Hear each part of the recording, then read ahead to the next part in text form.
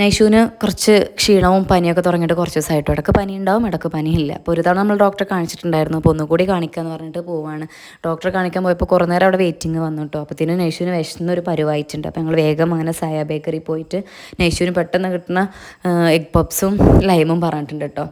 നൈഷുവിന് വിശന്ന പിന്നെ ഭയങ്കര വാശിയാവും കേട്ടോ. ഇഷമോളാണെങ്കിലോ പിസ്സയാണ് ഓർഡർ ചെയ്തിട്ടുള്ളത്. അപ്പോൾ കുറേ നേരം വെയിറ്റിംഗ് വന്നു. അപ്പോൾ നൈഷുവിനെ തൽക്കാലം അടക്കി ഇരുത്തി ഞങ്ങൾ ഭയങ്കര വെയിറ്റിങ്ങിലായിരുന്നു. അങ്ങനെ പിസ്സയും ലൈമൊക്കെ വന്നിട്ടുണ്ട്.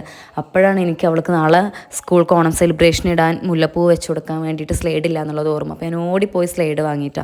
നാളെയാണ് അവരുടെ സ്കൂളിൽ ഓണം സെലിബ്രേഷന്. അപ്പോൾ കുട്ടികൾ അവൾക്ക് പട്ടുപാവാടൊക്കെ ഇട്ട് കൊടുക്കണം എന്ന് വിചാരിക്കുന്നുണ്ട്. ഒക്കെ എടുത്തിട്ട് വേണം കേട്ടോ. അപ്പോൾ ഇന്ന് മണ്ണാർക്കാട് വന്നപ്പോൾ അതും കൂടിയും ഉദ്ദേശമുണ്ട്. അപ്പോൾ എന്തായാലും അവൾക്ക് പട്ടുപാവാട എടുത്തിട്ടുണ്ട്. പിന്നെ പോണ വഴിക്ക് പൂക്കളിടാൻ വേണ്ടിയിട്ട് ടീച്ചർ വീട്ടിൽ നിന്നുള്ള കുറച്ച് പൂവൊക്കെ കൊടുത്തിടാൻ പറഞ്ഞിട്ടുണ്ട് കേട്ടോ. പക്ഷേ ഇപ്പോൾ പൂവൊന്നും അവൈലബിൾ അല്ലല്ലോ നമുക്ക്. അപ്പോൾ നമ്മൾ ഒരു പൂക്കടയിൽ നിന്ന് ചെറിയൊരു പൂവൊക്കെ വാങ്ങിയിട്ട് നാളെ നൈഷുവിനെ ഒരുക്കിയിട്ട് കാണാം കേട്ടോ.